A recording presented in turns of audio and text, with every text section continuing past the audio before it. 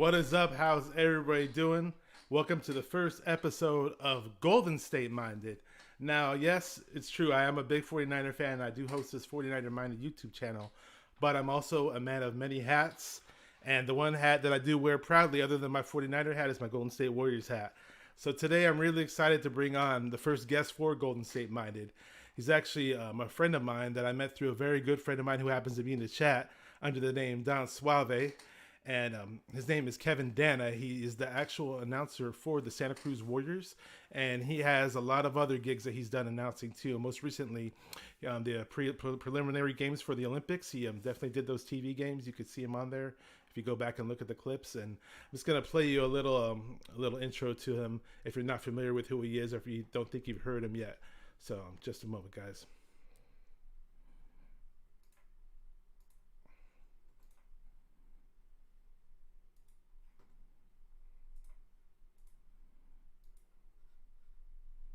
As she is for all home games. And Drew, this is a big one. So what does Santa Cruz need to do to get to 20-18 as we take a look at our Santa Cruz Toyota keys of the game? Santa Cruz needs to crash the offensive glass in a big way. The Vipers allow the most second chance points back in 2000. Fans making some noise here. Harrison knocking it away from Frazier. You can just make the Vipers feel you. The C-Dubs have their Houston Rockets lineup on the floor. That they do. No center. Roger Muteabedius meet Robert Covington. Simmons, great awareness, but of course, Santa Cruz wasn't able to get it. That's a shot clock violation. That didn't hit the rim, right? I'm with you. I don't think that hit the rim. We'll take a look at it. By we mean the production crew. And we're going to go over to another video right now, just a second.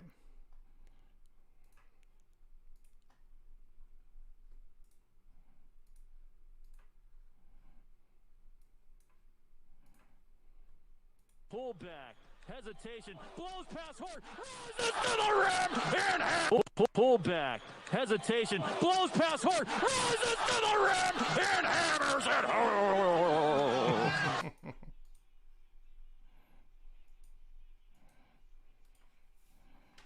That's one of my personal favorites, the Jonathan Kuminga dunk that he did in the Summer League. A lot of people are really excited about him. And without further ado, I'm going to bring him on, guys. And here he is, Kevin Danna. How's it going, man? Long time no see. Jesus Christ, what's going on, dude? Great to be on your show, dude. Thanks for having me. You're welcome, man. Yeah, we go back about 5 or 6 years or so. Yeah, easy. Our good buddy Don Suave in the chat, introduced us, and they've been boys for a while. They always hoop it up over at Campbell Park, over in San Jose. CP in the building.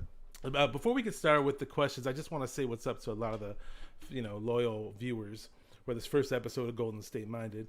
So who do we got in here? We got this guy right here. I know, Joey Mahoney. He's talking his trash, saying, "Let's go Lakers!" Clap, clap, clap. I thought you were a LeBron fan. I don't know if you're a Lakers fan, but that's for another show. All right, and we got Don Suave. He says, "BZ, tell him to put in Caps as our third string quarterback." The next Niner show, I don't know, but I don't know if that's gonna happen. I think he's got too much money to worry about playing now. Let's see. Oh, we have Amin the Dream. He's a young YouTuber. Definitely got to subscribe his channel. Puts out a lot of good 49er content. I believe he's a Laker fan as well. He always likes mimicking my 49er Minded theme song. So he's saying because it's 49er Minded. He's had a lot of good guests on the show. Grant Cohn, to name a few others. He's up and coming YouTuber. Amin the Dream. He's only 14, I believe, as well. We have CG Ruthless Sports. Says, "What's up, Minded?" He's been building his channel. He's got over 2,000 subscribers. He interviewed former 49er Derek Smith today on his YouTube channel. He's had a couple of other former 49er players as well, so he's doing a really nice job on there. We got J Mouse in the house. He's also a Warrior fan, big faithful viewer of my channel, big Niner fan as well. J Mouse, how's it going? His name is Jay. Don't call me Mickey Mouse. So I'm really excited to have Kevin Danna here, not just because he's a friend, but he's moving up the ranks as an announcer. For those of you in the Bay Area, if you listen to Warrior games and, if you're used to Tim Roy doing the games on the radio, if Tim Roy takes a night off or he's sick or he has vacation, this is the guy who steps in and does the calls on those games. So, he's not just doing Santa Cruz Warriors stuff. He does a whole bunch of other stuff as well. So, with that said, really quick, I wanted to mention this before I ask the questions, because I know I get some questions from just viewers on my social media from time to time, and they tend to ask me, when is your next show, or what days and times do you do your shows? And to be honest with you, I can't answer that question with a straight face because it's a guest-driven show, meaning that I have to set it up properly with when the guest is available, and then we can come up with a day and time for the next show. But once I do have those things set in stone, I always put out feelers on my social media. So I'll put out a picture of the YouTube thumbnail on my Instagram, on my Twitter, on my 49er Minded Facebook page. And so just follow me on those things and on those platforms, and you'll definitely see me, know when I'm going to do my next show. And right there it says subscribe to 49er Minded, follow on Twitter, Instagram, and Facebook. And also, we also have Golden State Minded now. Hence this first show that we're doing. And J Mouse said Steph Curry is the GOAT. Oh, man. So here we go. So we got Kevin Danna over here in the Bay Area. Did you grow up in San Jose your whole life, or you lived in other parts of the Bay Area? San Jose, born and bred, baby. 408 all day. There you go. I bounced around, actually, myself. When I was a kid, I lived in the Sacramento area. Then I lived in the East Bay, then San Jose, lived in Southern California at one point. Now I'm back in the 916, so I've kind of been all over the place. But I've always been about Bay Area sports. Love my Warriors, love my Niners, and just all about the Bay Area when it comes to sports. So how did you become a Warriors fan? How did that happen? Do you remember? Yeah, actually, I do. I can pinpoint the exact moment I got into the Warriors. So I started out a Hawks fan because I became a Braves fan because they were on TBS, and really one of the first ever sporting events I remember watching was on. I turned on TBS and the Braves were playing the Cubs. They were up 6-1 in the 5th inning. This was the '91 season. I don't know anything about the Braves sucking for years or whatever. This was the start of their dominance. And I was like, all right, I'm a Braves fan. So I started just in time with the Braves. And back then, they used to play Hawks games on TBS as well. And so I was just all right, I'm going to like all the Atlanta teams. And so a part of that was I didn't like the Bay Area teams growing up. I actually didn't like the Warriors growing up. I remember going to a Kings-Warriors game for my 6th birthday. My parents took me to Sacramento to see the Kings and the Warriors, and I was rooting for the Kings. And as a Falcons fan, they used to play in the same division as the 49ers back when they were in the NFC West. And back then in the early to mid 90s, they were getting murked by the Niners. So I hated the Niners. So I didn't really like any Bay Area teams. And eventually I kind of got into the Raiders because I wanted to go see an NFL game. I was like, I can't do the Niners because they always kick the Falcons' ass. I can be a Raiders fan once they move back up from LA. And so I became a Raiders fan. And then I remember the end of the 97-98 season, I just happened to turn on a Warriors game. It was another terrible year. They needed to win their last 3 games to keep their first round pick. This was the year they got Antoine Jameson in the draft. And I remember watching the last game of the regular season. They beat Vancouver or something to get to 19-63. And I remember just how excited people were. All right, they're going to keep their pick. I remember watching Bob Fitzgerald on the broadcast, and I was like, yeah, you know what? I can like the Warriors. You know what? And so they got Antoine Jameson. He became my first favorite Golden State Warrior. And then that 99 strike shortened season, that's when I became a Warriors fan. And so I've been following the Warriors pretty closely for, I guess, 22 years now? Yeah, I started a bit before you. I started when I was in junior high. That was back when Mitch Richmond had his rookie year. I was watching them sparingly that year, but I just remember watching Chris Mullin and Manute Bol. And and that year they had a nice little playoff run. They played the Utah Jazz, so it was kind of the whole Utah Jazz Warriors rivalry was always there, and it was even a little deeper a few years before that. But I wasn't a fan back then, so to speak. But then 1990-91 with me and my Warriors fandom, my brother and I were going to high school together, and we ended up being a volunteer for the Golden State Warriors. A few of us high school students were lucky enough to be chosen as volunteers. So we used to hand out the free T-shirts, hand out the posters, hand out the calendars. This is during Run TMC, so this was the last year that they were all together. So I got to meet Chris Mullin, Marshallonis, Tim Hardaway, Tom Tolbert, you name it, the whole roster. And I saw many of the greats play too. I was lucky that 99-01 season. I saw Larry Bird and that whole Celtic team. I saw Magic Johnson when he was still on the Lakers. The only player I probably didn't see was Michael Jordan, because I saw like the Utah Jazz when they had Stockton and Malone, New York Knicks when they had Patrick Ewing, the 76ers when Barkley was still there. Yeah. Manute Bol was on the team. Manute Bol was on the Sixers at that point. And that was the tallest, skinniest, beanpole-looking dude I've ever seen in my life. I saw him from like 30 rows up, but still, from that distance, he still looked larger than life. It was pretty crazy. His son's got the same build. He does, just a bit shorter. He's got a better skill set too. Actually, he can move He's around. skilled, dude. Yeah. Hey, he played us in Santa Cruz when he was on a 2-way contract his rookie year, and he played for the Windy City Bulls. They beat us by like 35. Oh, wow. And he was pretty damn good in that game. I'm surprised he's not as effective though, just as an NBA player in general, because I know he has a unique skill set for his much more than his father ever did. That's for sure. But, so just numbers wise, stats wise, I just expected him to be a bit better. That's all. But maybe one day he'll come around. So that's Kevin Danna telling us how he became a Warriors fan. I started off as a Hawks fan. Was it Dominique Wilkins that kind of brought you into it? Because I know back then he was like the big Hawks player that was flashy with all the dunks. Yeah, I think the guys I remember more, because I think like Dominique around that time, like that was like kind of when he tore his ACL or Achilles. I should know which he tore, and he was like out for a while.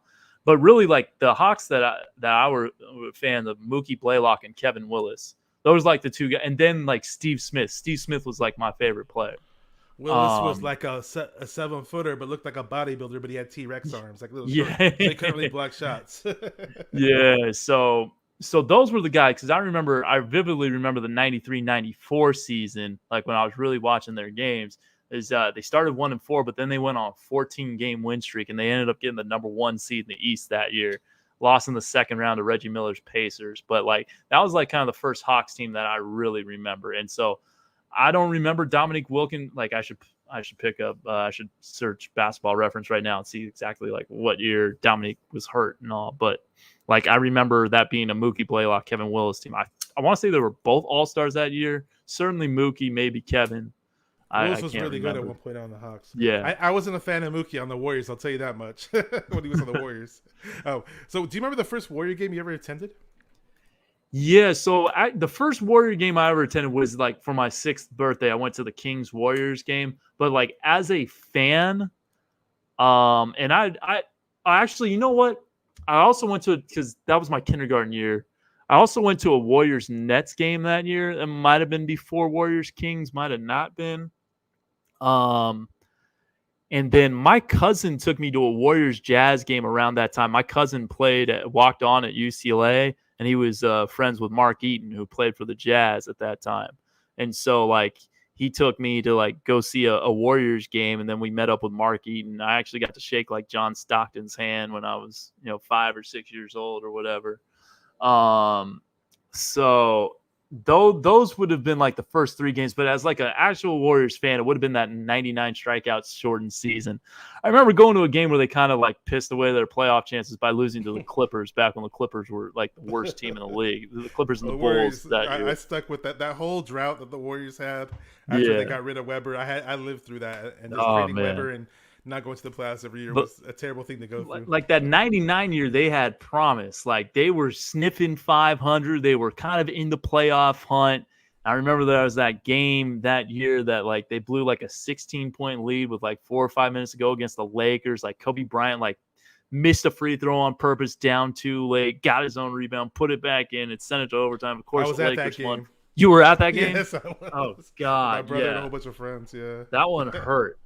And so those are like kind of the first games I remember being at. I wasn't at that Lakers game, but I remember losing a game to the Clippers that year that like didn't help our playoff chances. And any cool experiences as a Warriors fan or as an NBA, other than meeting John Stockton, like meeting any Warrior players early on, or any cool fan as a fan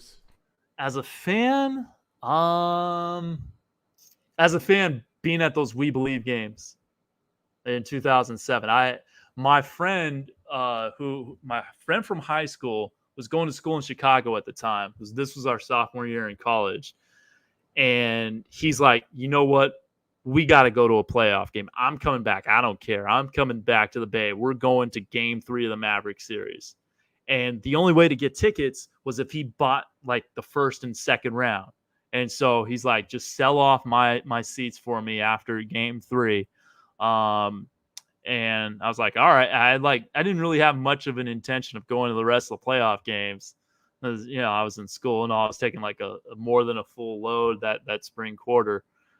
But wow, yeah, that game 3 against Dallas, that was one of the just craziest atmospheres I've been in. And then like I was like, all right, I'm not missing another playoff game.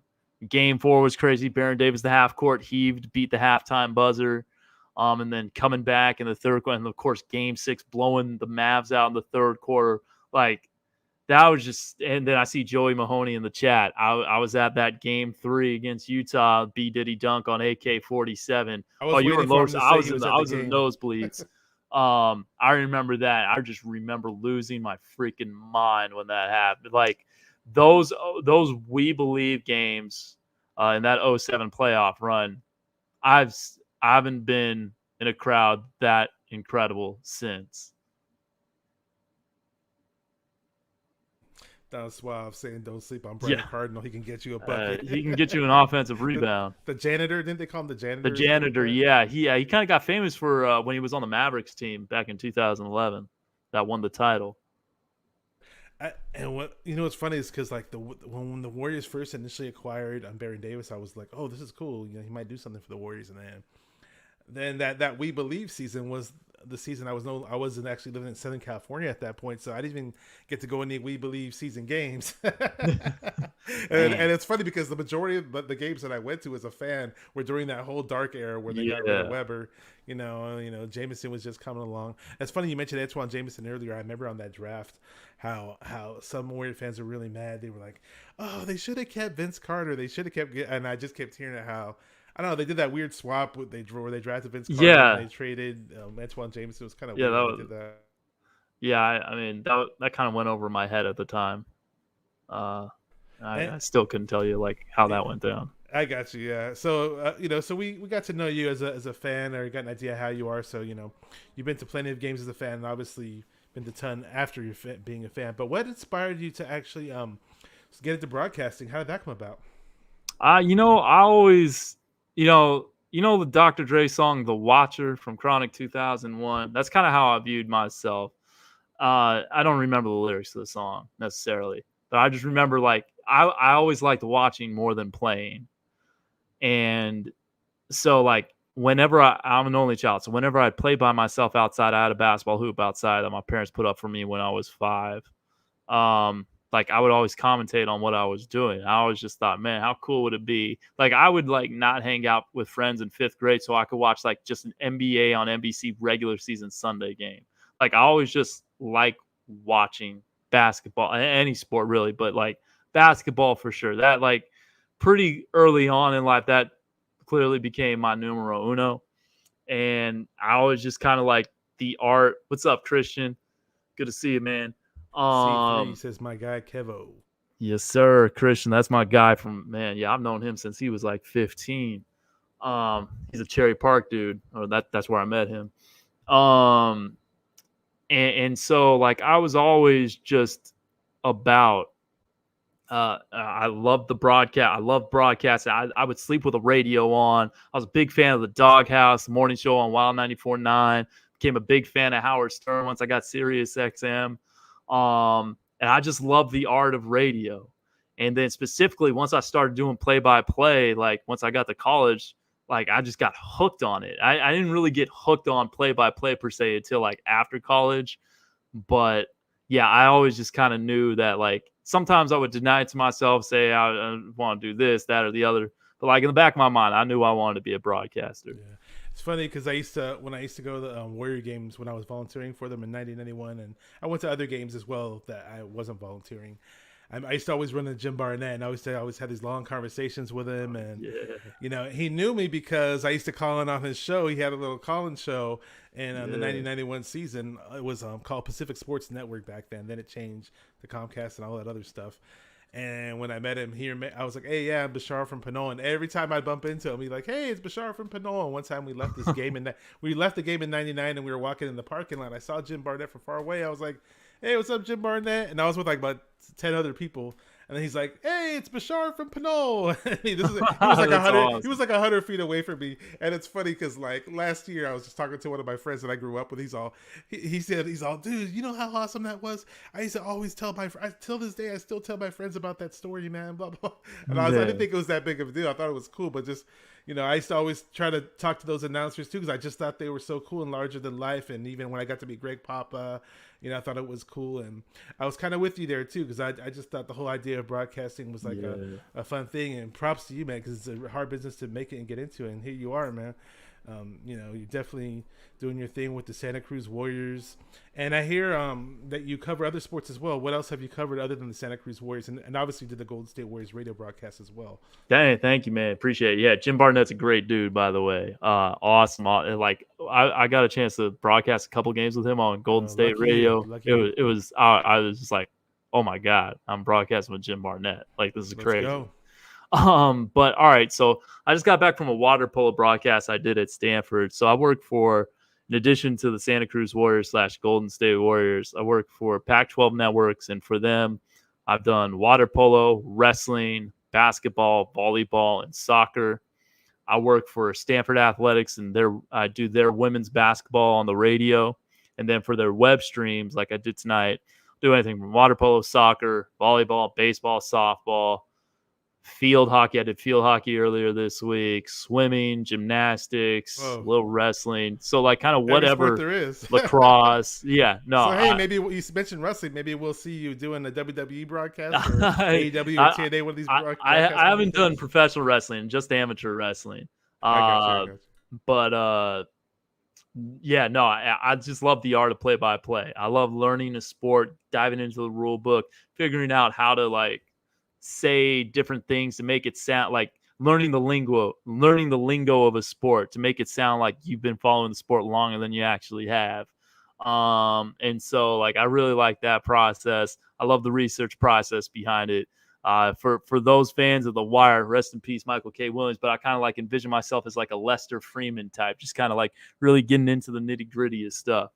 And so like I love the process to like get myself prepped to go on the air. And so like anything with play-by-play, any sport that wants to pay me, I've done Ultimate Frisbee as well. There's a Pro Ultimate Frisbee League here. Yeah, Pro Frisbee. That's a lot of fun. Let me guess, too. did you do hacky sack as well? Nah. Hey, if they want to pay me like $500 to do some hacky sack, though, I'll be there. If the money's right, Danna Man will be in the building. I just wanted to say what's up to a few people in the chat. They dropped some messages. Yeah, without a doubt. A buddy of mine, Jay Mangold, says, "Go Bucks." He's a fellow YouTuber. He has his card collecting channel where he's always unveiling different sports cards that he trades and opens up the packs live on air. So he's really big into collecting. I get Bucks like Milwaukee because like Sam I Cassell, one of my favorite lines from Jadakiss. Hey, shout out to the Bucks though, man. They're wearing it. They wearing the super team and they won a title. And I've always been a fan of Giannis. So it's good to see them win that title. And your buddy over here, C3, says we need Ben Simmons, bro. I'm not into the whole Ben Simmons thing. I will get into that later though. And then we have Bay Area Baller 18, good buddy of mine, another fellow YouTuber, big 49er fan, big Warrior fan, says he knew about you when I mentioned that I was doing this gig with you tonight. And he said, "Can you ask Danna if he says boom goes the Dynamite on occasion?" Can you give us a little sample of that, or what? There was a time when I wanted to use it on the air, but like that reminds me, Bay Area Baller reminds me that like the next time I like royally screw up a call, that I'll cap it with boom goes the Dynamite. So I'm waiting to hear that. Yeah. This might be somebody you know, Carol. Oh yeah, Carol. No, Carol and I go way back. Yeah, she's Santa Cruz Warriors season ticket holder. Okay. Day one C-Dub supporter. Carol's great. Shout out to Carol. She says, "I have that Santa Cruz Warriors poster." Oh, that's the Santa Cruz Warriors poster. Okay, there you go. Yeah, this is the 2013-14 season. This one is the championship season right there. There you go. And interesting because I remember I was at the Golden State Warriors watch party when we won the title in 2015, I was there too. After the game, I ran into you. I don't know if you remember that. After the game, I ran into you. Man, I remember. I was with actually one of Christian's boys, or one of Christian's boys' cousin, and then like we all got up together afterwards. Gotcha. I didn't see you with anybody when I ran into you. I just saw you, but I said what's up to you for a second. Okay, I know you got a ring with the Santa Cruz Warriors, and from what I understand, I think you may have had a ring with the Golden State Warriors as well, right? Yeah, so they gave me one after the 2015 championship season. That's cool, man. So that was tight. Awesome, I'm not gonna lie. Of course, man. But it's like I didn't help them win anything, so I don't know why the hell they gave me a ring. I'll take it. There for more support. Hey. Yeah. Elias Lopez, a good buddy of mine, says, "What's up, Bash? How's it going, man?" Yeah, I got so many nicknames. People call me Bash. Ewan down Suave in the chat call me BZ. Other people call me 49er minded. So, Yeah, I mean, I call you BZ because Hav or Don Suave, I don't know, Javier, that's his actual name. Called you. He probably introduced you to me as BZ. So I was at a family function of his once, and or just like at his in-laws' house where they had a few functions there, and every time he'd introduce me to random people, like, "Hey, what's up? This is BZ. Hey, this is my boy BZ." And when Javier talks, he's just got whatever he says just rolls off the tongue, and it sounds so exactly. good. He's the slickest talker I know. Oh, I know, and he just got that voice, Yeah. Let me see if there's anybody I missed in the chat really, really quick. I see how I'm saying his name is BZ. Hey, this is my boy BZ. That's how my friend talks. If he's not on here, but he might be on a future show though. If we do another Golden State Warrior type roundtable show, I'd love to have him on. Jay in the Bay, what's good? He's famous for saying that on YouTube. He's another YouTuber, big 49er YouTuber. Says it's crazy that Dubs will be playing in less than 30 days. So I didn't know that. So he's another fellow Dubs fan. Good to know. Exhibition right around the corner, man. Yeah, I was gonna. First week of October. Getting into that talk. So, I talked about your broadcasting, and you said you did all these sports. A big hobby of mine is music. I play keyboards, a little bit of piano, and I just grew up when I was a kid, growing up to music. What was on the radio early in the morning, waking up to go to school, or when I come home and watch those little music video shows, it was 80s music. 80s pop music to me was like one-hit wonders left and right. But then amazing artists coming out, putting out amazing albums. Like there was almost no such thing as bad music or a bad song in the 80s is the way I look at it. I just see it as like an eclectic, amazing era of music. I don't know if you see it the same way, but then later in life I ventured more into the hip-hop side. That was more so my junior high years, and from what Javi told me, Don Suave told me, was that you hosted a hip-hop show at Stanford. Something about the 408, I forgot what it was called. It was called 408's Finest. Also, just to answer Joey Mahoney's question, yes, I do Stanford baseball broadcasting. So I've been broadcasting baseball at Stanford, a few games, a year since like 2010 or 11. But yeah, all right. So yeah, my local hip hop show was called 408's Finest. I would go to Iguanas in downtown San Jose. For anyone that lives in San Jose, they used to have open mic nights every second and fourth Friday of the month. And so it would just be dudes freestyling, dudettes freestyling. And like whoever I liked, I would just say, "Hey, I like your music." If they brought like a demo, I'd grab it. And then like it'd be like, "Hey, you want to come on my show?" And so like I would get underground dudes to come through. And so that was a lot of fun. I did that show for about 3 years, and then when I went off to grad school, I said I was going to bring it back, but I never did. But yeah, no. So I would like my show. I'd play like local hip hop, and then like you'd have to play like some tracks from like we had like an A-list section that you had to play from. Part of was some deal that our station worked out, and so I would play like electronic music from that, and some other hip hop as well. But yeah, no, I love my music. I would say your take on the 80s is one man's opinion. I can't say that's one I share necessarily. I don't know my 80s music.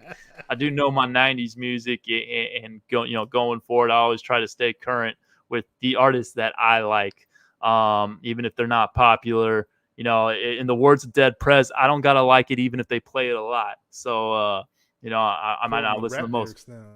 Yeah, I might not be the most mainstream, listen to the most mainstream stuff, but I certainly have stuff that, hip hop, electronic music, two-step, dubstep, a million different electronic genres, and my mid-90s rock that Speaking I of listen music, to. last time I saw you was at the summer league, and then right after the game they had that little Lil John Jon. little concert. Yeah, that was fun, great. man. Hey, this year, at Sacramento Summer League, they got Shaggy.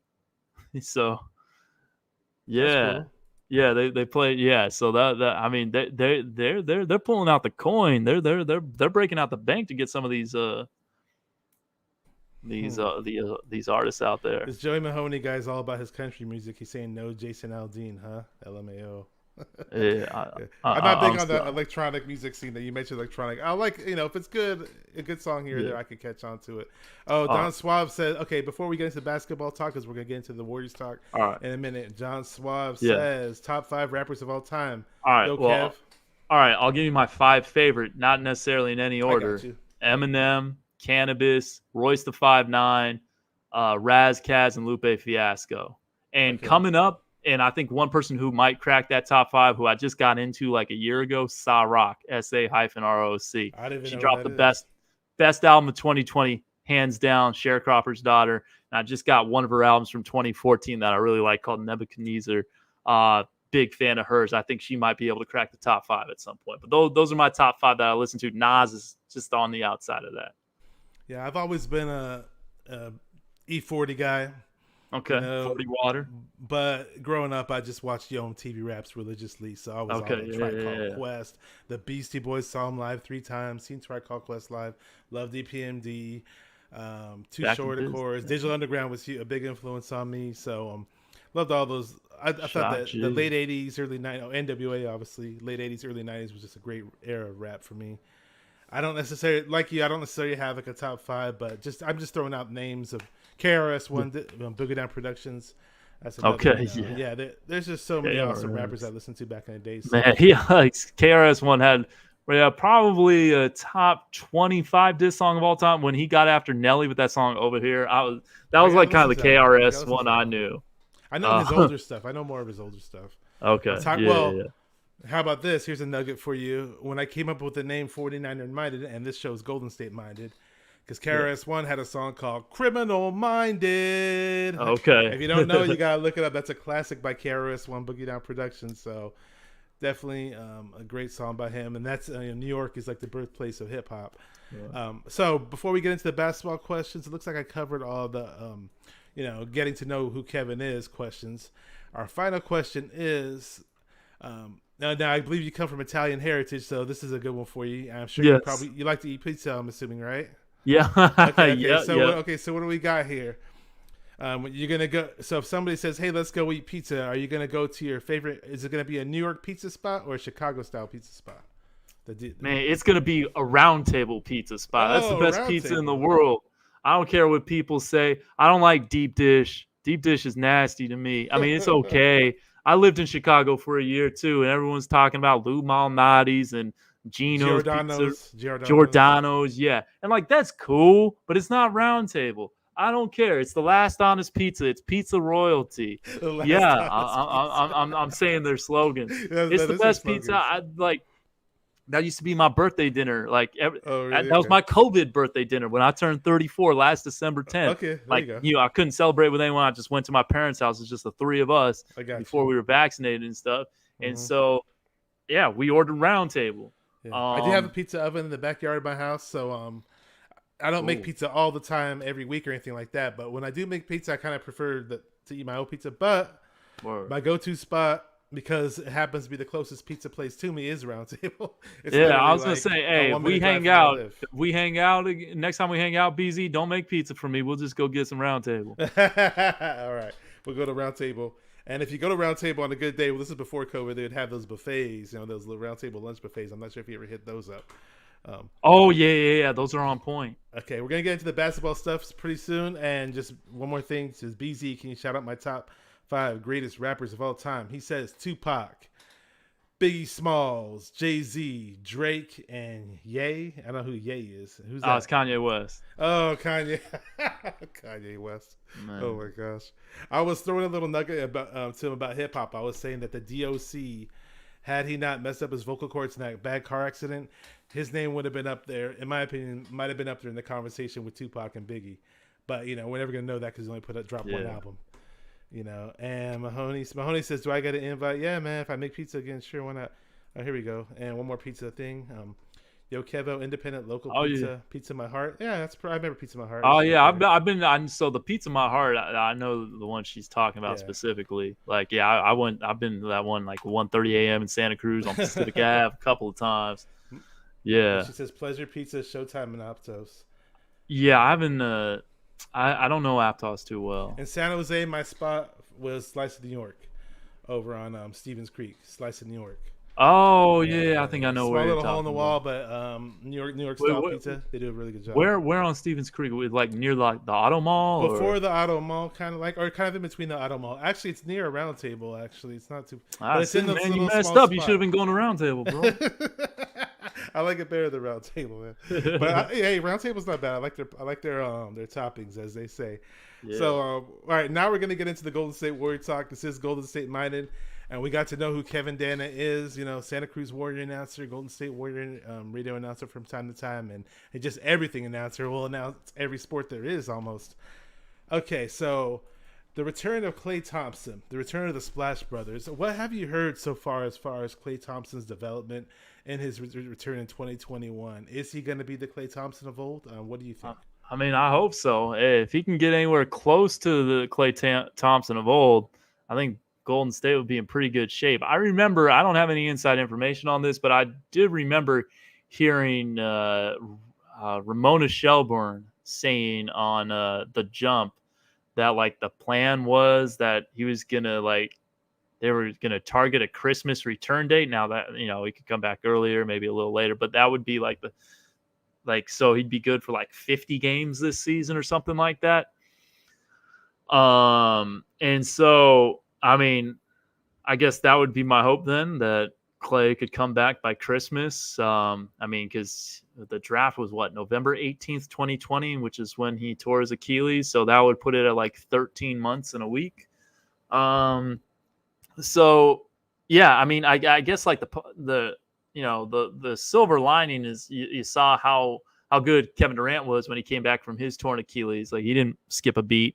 So the hope would be that, Klay doesn't need that much time in his rev up. And if he comes back by December, that gives him just shy of 4 months until the start of the playoffs. And so hopefully that'd be enough to really get him rolling again. Yeah. So, what are we talking about? Preseason's coming up in October, I believe, beginning of October. Yeah. First week of October is usually when they regular season starts. The 19th. December 19th, is it? No, October 19th. October 19th. Okay. So he missed the first couple months. Like, that was like the report, and this was like a month ago. Mm-hmm. This was said on The Jump. This is like either late July, early August when I heard. So I don't actually know, but like that was the thinking back then. I don't know if timelines have changed or not.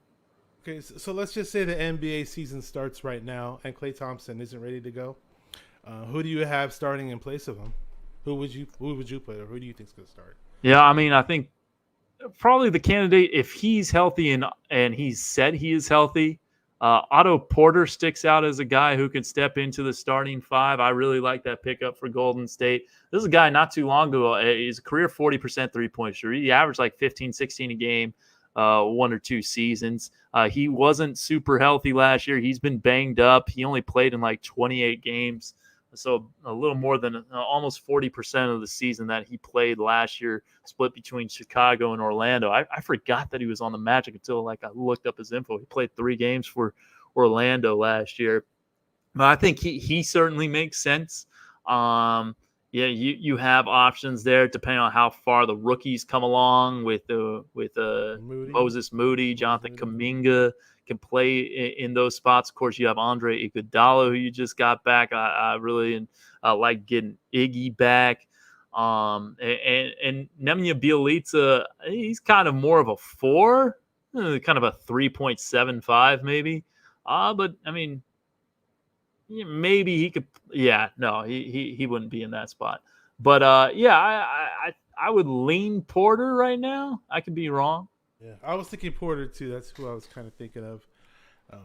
And it's a big, long-awaited return of the Splash Brothers. Whether or not they're going to be what they used to be, we'll find out. Curry was amazing last year, of course. Yeah. I mean, who would have ever pictured seeing an NBA player with like 3 or 4 guys guarding him at certain moments? Just almost like half the team is just covering him, and then he's still making shots. And he had an incredible season. So hopefully he can carry that on, and hopefully Klay can be who he was. And it's going to be very interesting because, the Warriors, out of nowhere, out of the obscurity, pretty much, they rose up through the ranks. They became this championship team. Then they picked up Durant and made it to the finals 5 straight years and won their titles. And nobody expected that. And then, when we drafted Wiseman and they said Klay's coming back, some people were like, oh, maybe the Warriors will be on their way back. But it just seems like it's a bit far-fetched as far as if they're going to be coming back to challenge for a title now. There's a lot of question marks. I'm not saying it could never happen again, but I almost seem like it just feels like a long way from now because there's so many question marks out there with the team. We haven't seen Wiseman with Klay. We're bringing Iggy back. We have all these young guys in the mix, Jonathan Kuminga and Moody. So it's just a whole different team now than when it was when we went to the finals. Obviously, we had Durant at one point too. We don't have that anymore. Yeah, I mean, obviously, a much different team when you don't have, arguably, probably one of the 2 best players in the world, in Kevin Durant. I mean, so yeah, it's not the 2014-19 run, but I do think there's reason for optimism for this team. Like, if Klay is good when he comes back, if he is kind of close to his normal self, I think James Wiseman's going to take a big, make a decently sized jump this year. He averaged like 11 points and 5 rebounds without really knowing how to play professional basketball. He played 3 games in Memphis. He gets COVID, is out for the preseason, starts game 1, goes for like 19-8, hits like 4 or 5 from 3. The skill is evident to me, without a doubt. I think James Wiseman's going to have a very good career, and he's a guy who loves basketball, and is about his business for sure. So I like what James Wiseman can become now. Does he become that in year 2? I think he's going to take a bigger step closer to that than he did in year 1. He's got to stay healthy. And just also this team is a lot deeper than it was last year. Like at the end of the last season, the Warriors were playing like 7 guys. It was Steph, Draymond, Looney, Jordan Poole, Juan Toscano Anderson, Andrew Wiggins, Michael Mulder, and I might be missing it. Like Pascal played like a game but he was hurt. Obviously, they traded Pascal to the Utah Jazz. I'm probably forgetting one because I want to say it was like 8 deep, and I'm forgetting. Oh, Ken Bazemore. Obviously, Ken Bazemore isn't there anymore. But like they were playing 7.5, 8 guys for like the last 3 weeks of the season, and that team got on a run. They finished the regular season strong. Had a couple of close losses in the play-in game, but now they add Bielitsa, who I've been a fan of for a while, big time shooter. They add Otto Porter. They add these 2 draft picks. They get Iggy back. I think this team has a roster better equipped, and if you get Klay back, obviously to make some waves. Back to Wiseman, I was super, super excited when we drafted him. And I was like, I looked at the guy and I was thinking, I may be wrong about this, but at least in my eyes, from what I saw a similar skill set to David Robinson, but with who could extend it out to the 3-point range from time to time. Now, if that potential realizes, that would be amazing for the Warriors, but at this point in time, we don't know if it ever will. He did have an injury as well, and I don't know if you know about his injury progress, but I'm really hoping that James Wiseman does take the next step up. And I'll be honest, last season as a Warriors fan was probably the first season that I was just, a lot of people weren't on the same side with me, but this is just what I thought. I was furious at Steve Kerr last season because I just thought Wiseman should have had way more minutes. I know Kevon Looney knows the system, and he knows how to do things. He knows how to move without the ball within the system and knows how to set screens. But For me, Looney's Looney. He's never going to be any better than what he is. It's like you have this guy waiting behind Looney who has this amazingly high ceiling. And with me, it's just like, okay, let the rookie get his bumps and bruises out of the way. Let him get his 20 to 25 minutes from time to time. Why not? That's the only way he's going to learn, in my opinion. I don't think he's going to learn too much just riding the pine. So hopefully he recovers from that injury properly. I don't know what his current status is. You might know, because I see a lot of good things for Wiseman. I don't know what you think about. I don't know if you know anything about his current injury. Yeah, I mean, status. like I know, like when they announced the surgery, like the plan was for him to be full go for the start of training camp. Like the people were upset that he wasn't going to be able to play summer league. He got injured in that game against the Rockets. Kind of got stuffed by KJ Martin and landed funny on his on that leg and led to the injury. But yeah, I mean, I think the world of James. Well, I mean, I think he has a lot of upside. I do like Looney a lot. Like he's a guy. All right, you see 4 points and 4 rebounds, but this dude brings so much to the table that doesn't show up in his stat sheet. Just his calming defensive presence, his ability to switch out and guards on the perimeter. And like guards like lick their chops because they look at Looney. He doesn't look like the most mobile big in the world. He's not super athletic, plays below the rim, but man, he sticks guards pretty well. And you know, he's just such a rock for that team. So I understand certainly why he got all the PT that he did. Speaking of injured big, that's a good point about Looney. I didn't think about it that way in terms of the way he can guard guards on the perimeter. What about Marquise Chris? I really liked what I saw from the guy last year, especially the preseason, and then he got hurt. And that was an unfortunate injury. That was a big I bummer really for like me. Marquise. I would love to see Marquise Chris split time with Wiseman. Any word on him, or is he still on the roster? I think he signed with the Portland Trailblazers. Oh, okay. So we don't have him anymore. Okay, got it. I think that happened like this week. Oh, really? Okay. Yeah, he's on their training camp roster. So, I mean, I know they liked him a lot, and it's unfortunate that they had to waive him because of his injury 2 games into the season. Yeah, he was so. I mean, there weren't a lot of bright spots from the 1920 season, but Marquise Chris was one of them. Oh yeah, he got on a nice roll there at the end of that season, and like his contract situation was always up in the air. He came in on a training camp invite, got a roster spot, got cut, got put on a 2-way, got put back on a full roster spot. And so, but yeah, right now he's with the Blazers, and so kind of his fate rests in Portland's hands. She says, BZ, can you put your mic up a little bit? I can barely hear you. Okay. Hang on. Thanks for telling me. Just a second. Let's fix that. Let me slide the gain up. Is this better? Do you hear me better? Does this sound good? I mean, I've been able to hear you, but okay. Yeah, it's a little different for the viewers. I don't know if she can. Carol had an issue hearing me. I did the automatic volume gain thing on this. I've been having volume issues with StreamYard for the longest time. Yeah. I was gonna say, I was pretty upset when I found out about the Eric Pascal trade, because I really liked his development as a player, and I thought he was kind of almost like a steal in the second round when we had drafted him. I kind of saw him as like a Draymond Green type. It's very low, she says. Okay, let me see. I'm gonna raise it up just a little more. Let me just see this. Is this better, Carol? Do you hear me better now? What I was going to say was Eric Pascal almost reminded me of like an offensive version of Draymond Green, more so, where he had a really nice post game and he could dunk on people, and I was excited to watch him play from time to time, and he could put up points. But when they did that trade and they only got a second rounder, I kind of shook my head a little bit. But then I got over it once I finally saw Kuminga play in the summer league.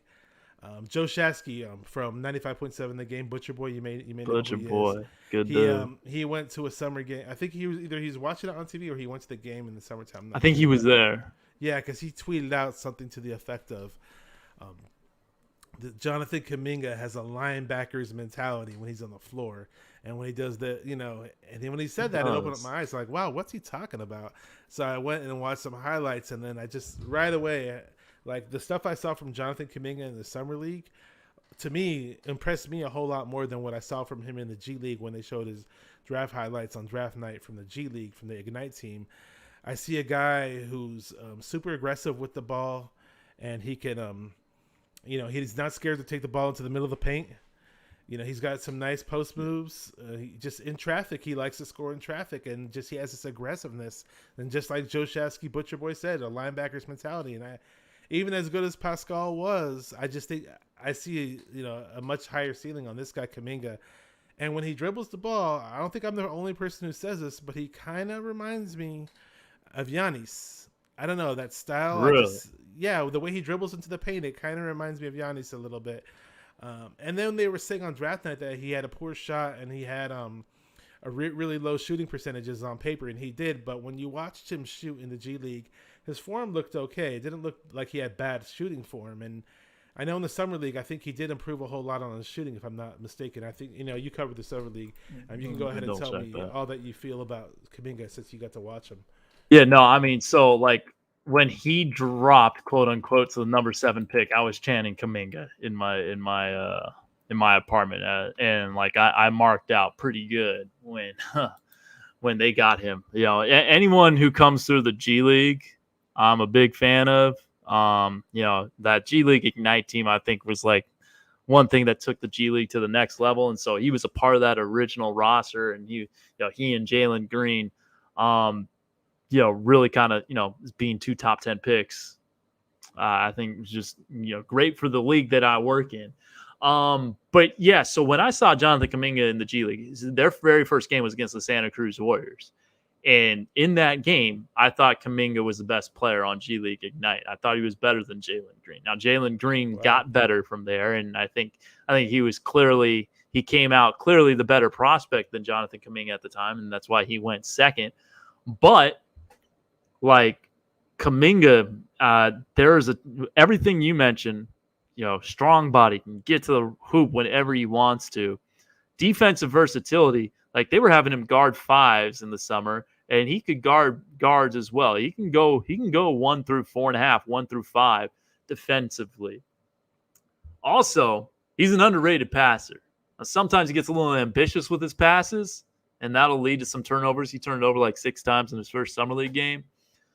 But he can find people. I've seen him make, length of the court passes, baseball passes, hitting guys in stride. He has a good eye. And then the shot, like you mentioned, he was 25% in the G League. And then in Summer League, he was 28%. So, I mean, it went up a little bit, but neither of those things were huge sample sizes. The one thing that, like, I guess was concerning the G League is like his shot looked okay. It was just like the arc. Sometimes it was a laser. Sometimes it was a moon shot. And sometimes like the arc was never the same on any 2 shots. So that stuff with his form, I think that'll be corrected. And look, if this guy gets to the mid-30s from 3, look out, world. Because he has everything else in his bag. I'm really excited to see this dude develop. Yeah, definitely. Yeah, I didn't watch full games of him or anything like that, but the little I've seen of him, I've definitely opened my eyes. And on draft night, and when they just had I was watching a few scouting videos of his before the draft, and I didn't really see them mention this whole thing about the way he can find the open guy and how he's a good passer and he can set people up. But now that you reminded me, I do remember him throwing some nice little dimes and setting up people for some dunks in the Summer League, and that definitely opened my eyes as well. Yeah, he definitely can do it. Like, it's not the first thing that you think about with Jonathan Kuminga. And I'm not saying he's going to average 8 assists a game, but like he has some passing flair. I think that was evident. And what I do love about him is he had his defense just looks so intense to me. There's certain players out there where they say, "Oh yeah, he's a great defender. He's a good defender." Sometimes you sit and watch him, and you wait for them to do something on defense and it doesn't really catch your eye. But the stuff he does on defense, you can just tell he just has that presence. Yeah, and he just looks really fiery on defense. And that's one thing about this upcoming roster that I do like. I mean, when we picked up Iguodala, in the back of my head, I was thinking, hey, this Iguodala guy, as much as I love what he did for the Warriors, I was thinking, what can he bring to the table now? I mean, because I'll be honest, the past couple of seasons I didn't watch him, but people were telling me he's still good defensively. I don't know if you agree with that, but certain people told me about that. And Yeah, I mean, I he's just think always going to be good defensively. So I think it's gonna be nice to have some actual defenders coming off the bench. We're gonna have Kuminga coming off the bench. Obviously, Wiggins isn't a bad defender. We lost Oubre. Wiggins can play D. Yeah, we lost Oubre, and I forgot to mention. And when I was thinking about Klay Thompson, if he wasn't going to be ready to go right off the bat, and then you mentioned Jordan Poole, that I think Jordan Poole would be okay as a fill-in starter for Klay Thompson. He looked really good when he came back. I'm pretty sure you probably covered his games when he was in the Santa Cruz Warriors, and when he came back from his Santa Cruz Warriors stint, he looked a lot more polished and ready to go. Yeah, and that actually happened in each of his first 2 seasons. So his rookie year, he came to Santa Cruz, played 3 games, went back up, immediate boost. He looked like a different player. Same thing, he was kind of struggling out of the gates his second season, went to the G League bubble, was one of the top scorers in the bubble in the G League.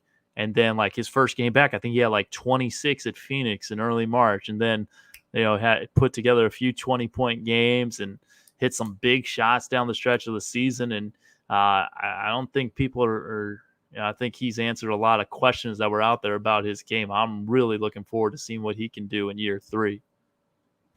Yeah, I think the knock on Jordan Poole is his lack of defensive intensity. He's not much of a defender. You can correct me if I'm wrong on that one. I just don't recall him being a defender. Yeah, I mean that's a part of his game that needs to round into shape a little more, and hopefully that's something that comes with tiempo. There you go. We have Tommy Huxley. He says Warriors minded. He's what up, Tommy? Excellent guitarist. He's got his YouTube channel. He does a lot of guitar videos. Huge Warrior fan. Huge 49er fan. Good to have you on there, Tommy, as always. So I was mentioning the defensive players coming off the bench. We got Moses Moody coming in the mix. What's your take on Moses Moody, and what kind of role you think he can have with the team? I like Moses. Right off the bat, what kind of skill set you think he can help the Warriors with this Warriors? 3 and D. Has a really good looking shot. I want to say he was like mid 40s from 3 in summer league. He was like 36% from 3 in I'm looking this up right now. He was like 36% from 3 his 1 year at Arkansas, but his shot certainly looked better than 36%. And in summer league this year, he finished at 37% from 3. But for a while, he was hanging around in the 40s. And then he was 36 from 3 at Arkansas on a high volume. It just looks clean coming out of his hands. And he's 6'6" with like a 7'1" wingspan. And the thing about him is his maturity. Bob Myers, Golden State GM, would talk about like when they were, working with Moses in the pre-draft process. Some of the coaches who weren't as familiar with the college guys would be like, "Oh, this guy is pretty mature. Was he a junior or a senior?" And then Bob would have to be like, "No, he's just a freshman. He's only 19 years old. Kuminga's only 18 years old. Kuminga doesn't even turn 19 until next month. Yeah, because he reclassified. So like, I thought the Warriors had it, and obviously I'm going to say this, right? Like I work for the Golden State Warriors by way of Santa Cruz, so I'm not going to say, oh, they had a terrible draft, but like I really did like the draft they had because Moses Moody was a guy they were thinking they might draft at 7. They got him at 14, and Jonathan Kuminga was a guy who, for much of the pre-draft process was a lock to be a top 5 pick, and then as kind of the process went on, he dropped a couple of spots and fell right into the Warriors' lap. Yeah, when you mentioned Jalen Green earlier, I know a lot of people haven't had him ranked a bit higher than Kuminga, but when I was watching the two, just from their G League highlights, I didn't watch full games or anything, but I didn't see a major difference between the two, at least in my eyes. And then you're saying that at times you thought Kuminga may have been the better player. Well, yeah, So there were 2 scrimmages that Ignite played in December of 2020 before the G League bubble, and people were saying that Kuminga was the best player there. Out of like those preps to pros dudes.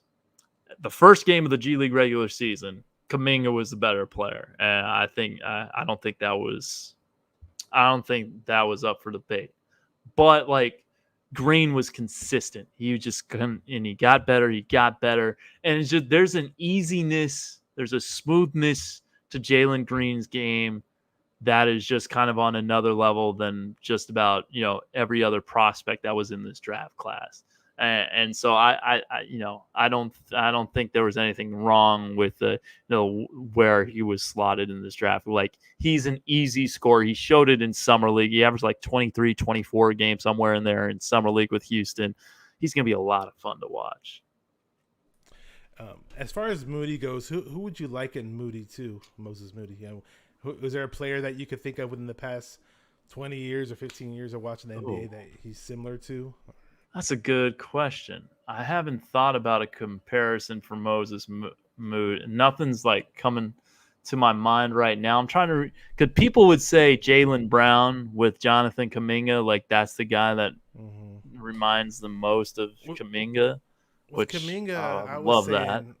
I know people don't want to hear Giannis, but just by the way he dribbles, it kind of reminds me of Giannis. And then some people were saying Kawhi Leonard. So maybe, not saying he's going to be as good as those guys, but certain things that he does and his body type kind of reminds me of those guys a little bit, at least in my end. Yeah, I'm looking at Moses Moody comparison right now in NBADraft.net, which is a respectable site. They compare him to Joe Johnson. I didn't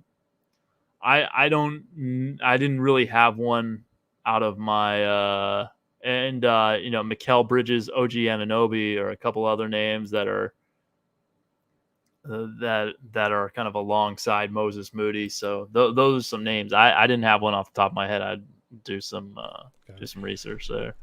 It's all good, man. I didn't mean to stump you or anything like that. No, I don't care. I don't have the answer for everything. And at the end of the day, there's so many players out there that you can't really pinpoint because they're their own unique player. Yeah. In the NFL, it's the same way. Sometimes there are sometimes you can say, hey, this guy plays so much like this other guy. Obviously when Kobe was playing, everybody was kind of comparing him to Jordan. All that. But before that, it was kind of funny because then you'd hear Vince Carter, and then before that, when Harold Miner was coming out, they're like, "Oh, Harold Baby Miner's Jordan." the next Michael, Baby Jordan. It's funny you mentioned Harold Miner because I'm doing a volleyball broadcast in a couple weeks, and his daughter plays for Stanford. Really? Doing a Stanford Cal volleyball broadcast for Pac-12 Networks, and his daughter Cammie's on the Stanford team. She's like one of the best recruits coming in, one of the top freshmen in the country. I had no knowledge of that. I hadn't said the name Harold Miner in years. It just popped in my head. I literally just found out that was her dad this morning. So. Oh wow! Okay, was it the same last name or a different last name? Yeah, no, same last name. It two-time slam dunk champ, man. 93, 95. I remember him at USC. Definitely remember him at USC. Oh yeah, Pac-10 Player of the Year. Yeah, so we've hit the hour mark. Hopefully the Warriors do improve upon what they did last year.